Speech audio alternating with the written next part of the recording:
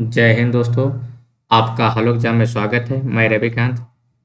जैसा कि आप लोग को पता है कि हम आपके लिए ग्राम पंचायत अधिकारी का क्लास ले रहे हैं, जिसमें आपको ग्राम पंचायत का ही सेक्शन ले रहे हैं। ठीक है। यूपी स्पेशल हमने कंप्लीट करा दिया है। मतलब दूसरे टीचर के द्वारा कराया गया है। उसमें आप लोग देख लीजिए, 20-22 लेक्चर हैं। उसमें आपका पूरा कंप्लीट हो जाएगा। ठीक। रही बात कंप्यूटर के, तो कंप्यूटर को देखते हैं, टीचर खोज रहे हैं, अगर मिल जाएगा तो करा देंगे। ठीक है। और जैसे हमारा ग्राम पंचायत का अधिकारी का थ्योरी सेक्शन कंप्लीट होगा, उसके बाद हम आपको चैप्टर वाइज क्वेश्चन आंसर कराएंगे। उसके बाद आपको टेस्ट सीरीज लगवा देंगे 10-15। ठीक है। उसमें आपका इनअप हो जाएगा।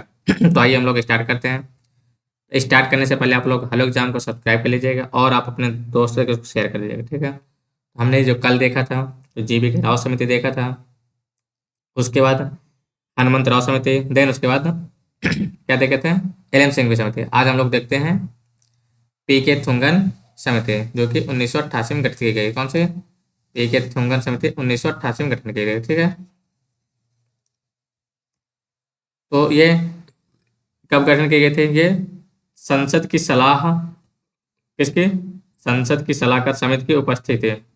संसद की सलाहकार की समिति की उप समिति कौन थी ये? संसद की सलाहकार उप समिति थी ये, जो कि पी के थुंगन के अध्यक्षता में गठित किए गए थे। ठीक है। किसके? पी के थुंगन के अध्यक्षता में गठन किए गए थे। और राजनीतिक और प्रशासनिक क्या थे? राजनीतिक और प्रशासनिक ढांचे की जांच करने के लिए, राजनीतिक और प्रशासनिक ढांचे की जांच कर सके और उसमें सुधार लाने के उद्देश्य से गठित किए गए थे। ठीक। ध्यान रखिएगा, कौन से? प्रशासनिक और राजनीतिक। पूछ ले क्वेश्चन कि राजनीतिक और प्रशासनिक ढांचे की जांच के और सुधार के उद्देश्य से गठित कौन सी कमेटी? क्या बताएंगे आप लोग? पी के थुंगन समिति। ठीक। तो इसके जो मेन सिफारिशें थे, तो मेन सिफारिशें क्या थे? तो इसने बोला था कि पंचायतों को संवैधानिक दर्जा देना चाहिए। ठीक है। सबसे पहले कौन बोला था? आप लोग कमेंट करके बताइए। अभी कल ही पढ़ाए थे। पंचायतों को संवैधानिक दर्जा की मान्यता की बात करी थी इसने भी। त्रिस्तरीय पंचायती राज व्यवस्था का भी प्रावधान किया जाए, इन्होंने भी, जो पलवंतराय मेहता ने कहा था। जिला परिषद की पंचायती राज व्यवस्था की धुरी होना चाहिए। किसको? जिला परिषद को, जो कि जीवी राव ने कहा था। तथा विकास तथा निर्माण के सभी कार्य इसी एजेंसी को सौंप दिए जाने। किसको? जिला परिषद को। इन संस्थाओं का निश्चित कार्य हो, और इनका क्या है? निश्चित कार्य भी होना चाहिए। और सुपर सत्र होना चाहिए। क्या कहते हैं? सुपर सत्र होने, जो अधिकतम अवधि 6 माह होना चाहिए। सुपर सत्र होना चाहिए, जो अवधि मैक्सिमम अवधि कितना? 6 माह होना चाहिए। ठीक है। राज्य स्तर पर योजना मंत्री, यहाँ पर राज्य स्तर पर योजना मंत्री की अध्यक्षता में, किसके? राज्य स्तर पर योजना मंत्री के अध्यक्षता में योजना निर्माण, क्या? योजना निर्माण और समन्वय समन्वय कार्य समिति का गठन किया जाना चाहिए। ठीक। इन्होंने ये बात कही थी, समन्वय कार्य समिति का गठन किया जाना चाहिए। उसके साथ साथ क्या कहता? पंचायतों के कार्यों के लिए एक पंचायतों के कार्यों के लिए एक पृथक सूची का निर्माण हो। जो सूची है, 3 लिस्ट है। कौन कौन सी लिस्ट है? State list, central list and concurrent list. तो क्या बोला? पंचायतों के कार्यों के लिए एक पृथक सूची का निर्माण हो एवं उस सूची को संविधान में समाहित किया जाए। किसमें? कॉन्स्टिट्यूशन में समाहित किया जाना चाहिए। और इन्होंने कहा था SC ST OBC, इसको SC ST OBC के तीनों स्तरों पर आरक्षण, महिलाओं का भी आरक्षण होना चाहिए। यानी कि जो महिला हैं उनमें SC ST OBC को महिलाओं का आरक्षण होना चाहिए। और SC ST OBC इनका तीनों स्तरों में, यानी कि ग्राम पंचायत, क्षेत्र पंचायत और जिला पंचायत, तीनों स्तरों में रिजर्वेशन की बात करते हैं। तो उसके बाद पंचायतों हेतु वित्त की व्यवस्था हो। इसकी फाइनेंस की व्यवस्था की जानी चाहिए, वित्त की व्यवस्था होनी चाहिए। और उसके लिए क्या कहा था उन्होंने? राज्य वित्त आयोग का गठन किया जाना चाहिए। किसका?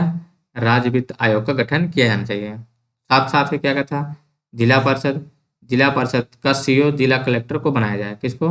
जो जिला परिषद का CEO होगा, चीफ एग्जीक्यूटिव ऑफिसर, वो किसको बनाना चाहिए? वो जिला कलेक्टर था, DM को बनाना चाहिए। ठीक है। अब हम लोग आते हैं अगली समिति, माधव गाडगिल समिति। माधव गाडगिल समिति। ठीक है। तो इन्होंने ये गठन किसके द्वारा किए गए थे? ये नीति और कार्यक्रम समिति के द्वारा गठन किए गए थे। नीति और कार्यक्रम की समिति के द्वारा गठन किए गए थे। और माधव गाडगिल समिति क्यों की गई थी? ये पंचायती राज संस्थाओं को और अधिक प्रभावकारी बनाने के लिए इसका गठन किया गया। क्या?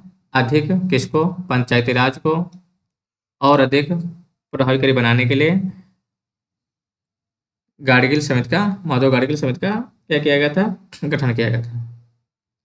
सिफारिशें क्या थी गाडगिल समिति के, तो इनके सिफारिशों की पंचायती संस्थाओं को संवैधानिक दर्जा देना चाहिए। अब सभी लगभग जितनी कमेटियां हैं सभी बोलने लगे कि पंचायतों को संवैधानिक अर्थात कॉन्स्टिट्यूशनल प्रोविजन देना चाहिए। ठीक है, और इन्होंने भी 3 स्तरीय बात कही थी, गांव स्तर, ब्लॉक स्तर, जिला स्तर, 3 स्तर गठन की बात कही थी। ठीक, ग्राम स्तर, ब्लॉक और जिला। उसके साथ पंचायती राज संस्थाओं का कार्यकाल 5 साल सुनिश्चित किया जाना चाहिए, यानी कि जो जैसे कि लोकसभा और राज्यसभा का टर्म पीरियड फिक्स है 5 साल, वैसे ही पंचायतों का भी 5 साल टाइम पीरियड फिक्स किया जाना चाहिए। और इन्होंने कहा था ग्राम पंचायत, क्षेत्र पंचायत और जिला पंचायत, इन तीनों स्तरों का सदस्यों का निर्वाचन प्रत्यक्ष होना चाहिए।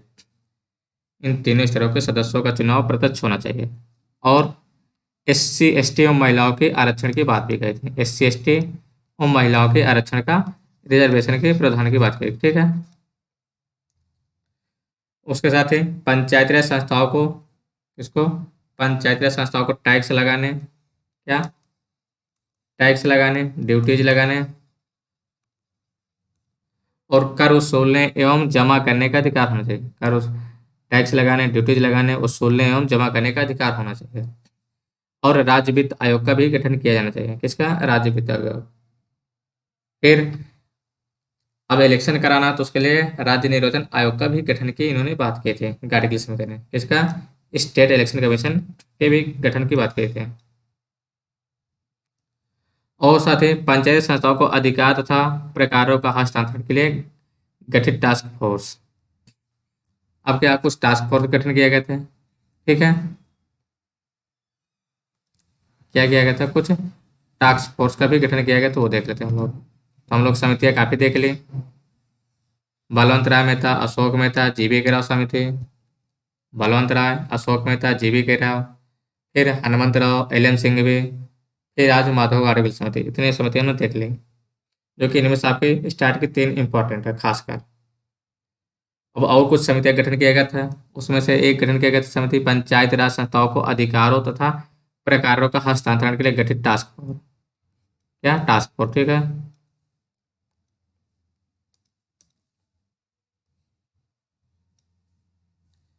इसके अध्यक्ष कौन थे, ललित माथुर थे। इसके अध्यक्ष कौन थे, ललित माथुर थे। और इसका गठन कब किया गया था, 2001 में। ठीक है, 2001 में कार्यभार इन्होंने ग्रहण कर लिया था।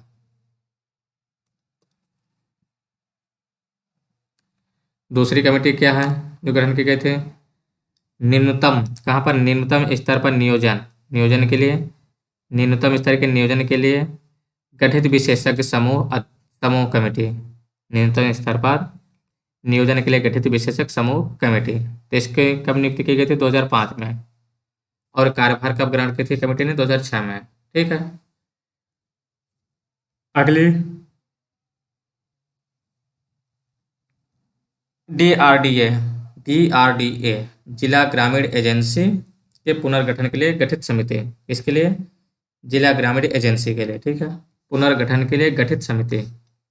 इसके अध्यक्ष कौन थे, बी रामचंद्रन थे। इनके अध्यक्ष आपको ध्यान रखना। ठीक है, और इसके भी बी रामचंद्रन थे। निम्नतम स्तर नियोजन के लिए कौन थे, बी रामचंद्रन। और इसके भी आपके अध्यक्ष कौन थे, बी रामचंद्रन। इसकी नियुक्ति कब की थी, 2010 में। और कार्यभार ग्रहण किया था 2012 में। फिर आम वस्तुएं एवं सेवाओं, क्या है, आम वस्तुएं एवं सेवाओं के कुशल आपूर्ति के लिए पंचायतों पंचायतों के उत्तोलन के लिए विशेषज्ञ समिति। और इसके अध्यक्ष कौन थे, मणिशंकर अय्यर थे। कौन थे, मणिशंकर अय्यर। नियुक्ति 2012 में थी और 2013 में उन्होंने कार्यभार अपना संभाला था। ठीक है, इतने हमने समितियां देख ली। अब हम लोग थोड़ा शॉर्ट फॉर्म में देख लेते हैं। इसमें शॉर्ट फॉर्म में देख लेते हैं क्या क्या हमने पढ़ा है और कौन कौन सी कमेटी में और बच रही है। ठीक है, जो ज़्यादा इंपॉर्टेंट कमेटी है उनको हम लोग देख लेते हैं।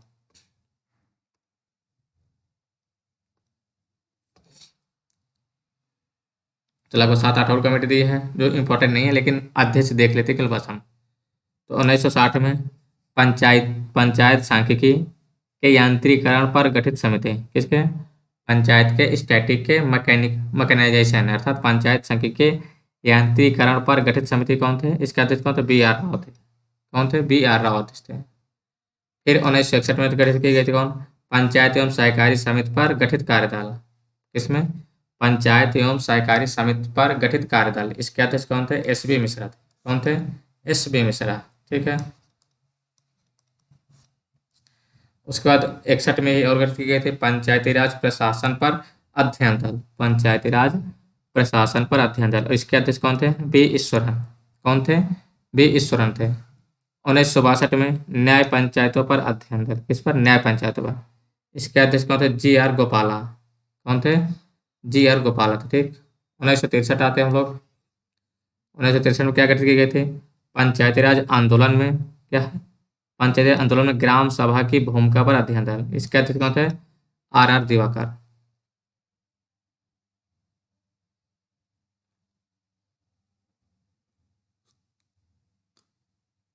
1963 में पंचायती राज संस्थाओं के बजट, देखिए फाइनेंस के बाद आगे, बजट एवं लेखा यानी कि ऑडिट, बजट एवं लेखा प्रक्रिया पर अध्ययन दल, कौन थे इसके अध्यक्ष?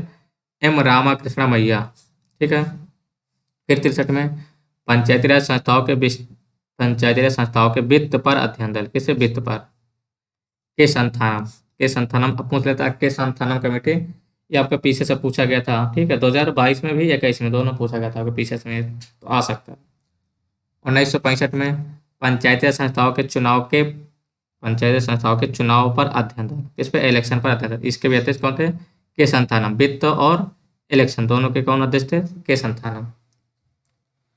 फिर उसके बाद आते हैं हम लोग 1966 में पंचायती राज निकायों के अंकेक्षण पर लेखा परीक्षण पर गठित कार्यदल, आर के खन्ना। आपको अध्यक्ष याद रखना, कमेटी का नाम याद रखना बस। 1966 में क्या? फिर पंचायती राज केंद्रों के प्रशिक्षण पर गठित समिति, ठीक है, पंचायती राज केंद्रों के प्रशिक्षण ट्रेनिंग पर गठित समिति, इसके अध्यक्ष कौन थे? जी रामचंद्रन थे। और 1972 में गठित किए गए थे सामुदायिक विकास कार्यक्रम एवं पंचायती राज के फंक्शनिंग पर पंचवर्षीय योजना समिति, किसके? कम्युनिटी डेवलपमेंट प्रोग्राम एवं पंचायती राज के फंक्शन पर पंचवर्षीय योजना के समिति गठित किए गए थे, किसके? एन रामकृष्ण मैया के अध्यक्षता में। ठीक है। फिर 1976 में गठित की गई थी कौन? सामुदायिक विकास एवं पंचायती राज पर समिति गठित, मतलब लगभग सेम थे। ठीक है। पंचायती राज विकास एवं सामुदायिक विकास पर समिति गठित थी, किसके अध्यक्षता में किए गए थे? श्रीमती दया चौबे के अध्यक्षता में गठित किए गए थे। तो आज हमने इतना देख लिया। ठीक है। ये आपके ज़्यादा इंपॉर्टेंट तो नहीं, आप लोग छोड़ना चाहे छोड़ भी सकते हैं, लेकिन आप लोग एक नज़र देख लीजिएगा, क्योंकि पूछ सकता है, आपका नहीं होगा तो पीछे में भी क्वेश्चन आता है, इनमें से कोई ना कोई एक नुकसान नहीं करेगा, फायदा करेगा। ठीक है। तो हमने इतना चीज़ देख लिया, तो लगभग लगभग इस चैप्टर का 80% सेक्शन खत्म हो गया है। 20% 2 क्लास मैक्सिमम, तो मैक्सिमम 2 क्लास करेंगे, और ठीक है, नहीं तो एक में हो कंप्लीट करने की कोशिश करेंगे, लेकिन ज़्यादा बढ़ा जाएगा तो 2 में कर देंगे। ठीक।